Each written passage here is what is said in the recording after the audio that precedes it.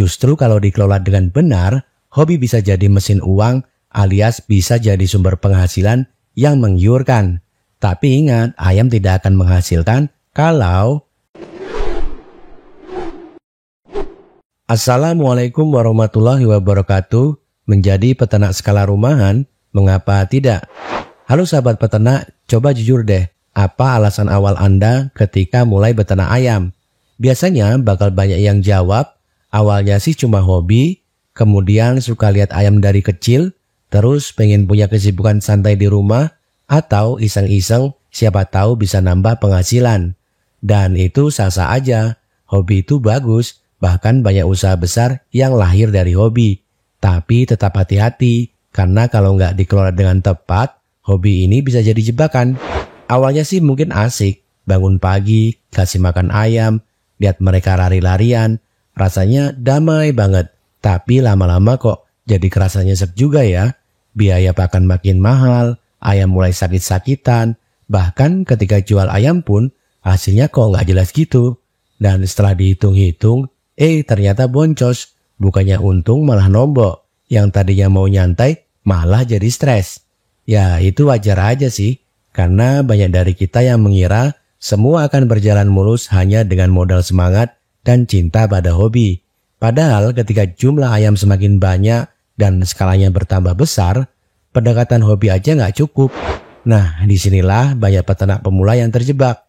Karena merasa ini cuma hobi, akhirnya semua dilakukan asal jalan. Tanpa rencana, tanpa target, dan tanpa evaluasi. Padahal kalau mau hobi ini berkembang jadi sumber penghasilan yang menguntungkan, ya seharusnya mulai dilakukan dengan serius dan terukur, pakai logika usaha dan manajemen yang benar. Jadi kalau Anda beternak ayam tapi tanpa pernah mencatat biaya, tanpa tahu angka kematian, tanpa menghitung rasio pakan ke pertumbuhan, ya istilahnya itu belum masuk ke dalam kategori usaha. Jadi levelnya baru pelihara ayam aja. Ya nggak salah sih, tapi jangan berharap bakal dapat untung lebih kalau nggak ada hitung-hitungannya. Misalnya gini, Anda beli 100 ekor DOC, tapi Anda nggak pernah nyatet berapa yang mati, nggak tahu bobot akhirnya berapa, dan nggak pernah ngitung berapa harga pakan per siklusnya. Nah kalau udah gitu, gimana Anda bisa tahu dapat untungnya dari mana? Ya kan? Nah disinilah bedanya peternak hobi dan peternak usaha.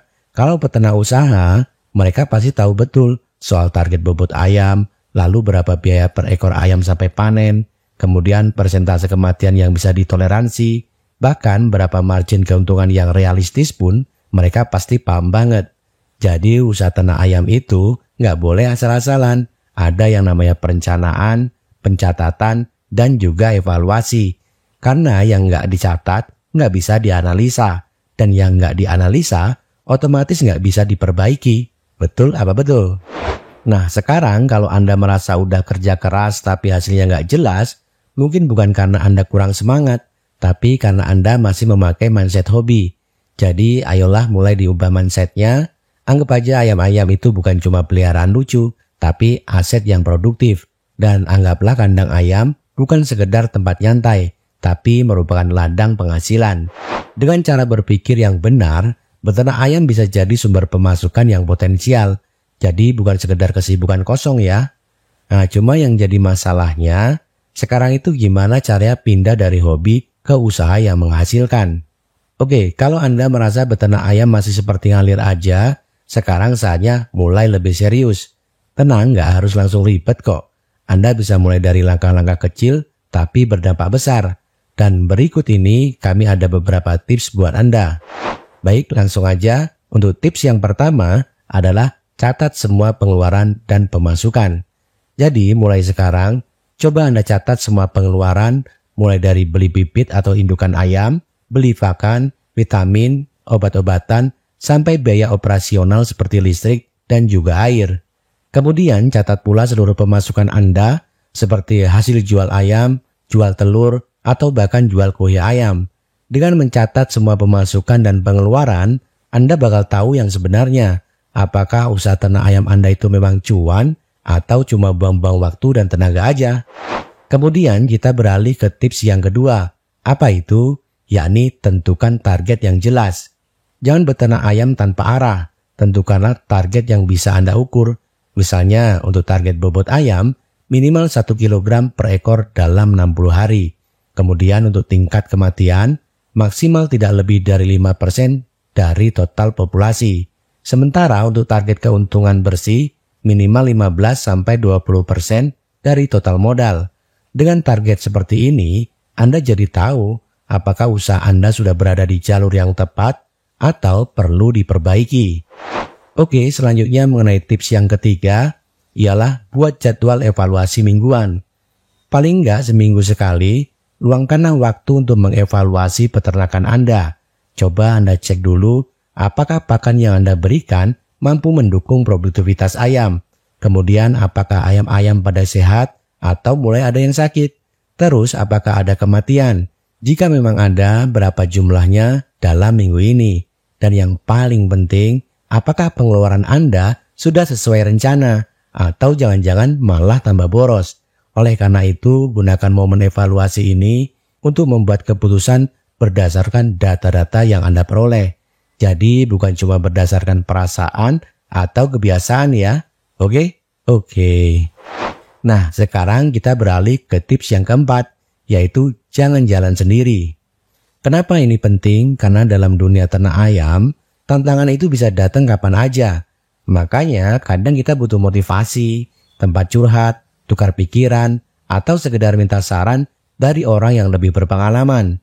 Dengan punya komunitas atau mungkin malah mentor, kita jadi nggak merasa sendirian dan bisa belajar dari pengalaman orang lain, termasuk kesalahan yang pernah mereka buat. Jadi jangan ragu buat gabung ke komunitas peternak, ikuti pelatihan, atau bahkan bangun tim kecil yang bisa bantu ngurus usaha Anda. Oke, sekarang tips terakhir atau yang kelima adalah ubah cara pandang Anda. Jadi mulai sekarang, anggap ternak ayam ini sebagai bisnis beneran. Kasih dia waktu, kasih perhatian, dan kasih perencanaan yang matang. Oleh sebab itu, jangan cuma asal jalan dan berharap hasil besar. Karena ingat, hasil besar itu datang dari langkah-langkah kecil yang dilakukan dengan konsisten dan terarah. Baik, itu dia tadi beberapa tips buat Anda yang ingin berpindah dari jalur hobi ke jalur usaha. Ya, meskipun kelihatannya sepele, tapi justru itulah fondasi penting yang membedakan antara peternak hobi dan peternak profesional. Ya, bukan berarti hobi itu salah. Justru kalau dikelola dengan benar, hobi bisa jadi mesin uang alias bisa jadi sumber penghasilan yang menggiurkan. Tapi ingat, ayam tidak akan menghasilkan kalau Anda sendiri nggak punya arah dan strategi. Bukan berarti harus serius terus ya, tapi minimal Anda paham kapan waktunya main dan kapan harus berhitung. Jadi kesimpulannya adalah kunci keberhasilan dalam beternak ayam bukan cuma terletak pada semangat atau kecintaan Anda terhadap ayam, tapi juga pada seberapa serius Anda mengelola usaha ini. Dengan mencatat, menganalisa, dan terus belajar dari pengalaman, Anda bisa membangun usaha ternak ayam yang nggak hanya menyenangkan, tapi juga menguntungkan.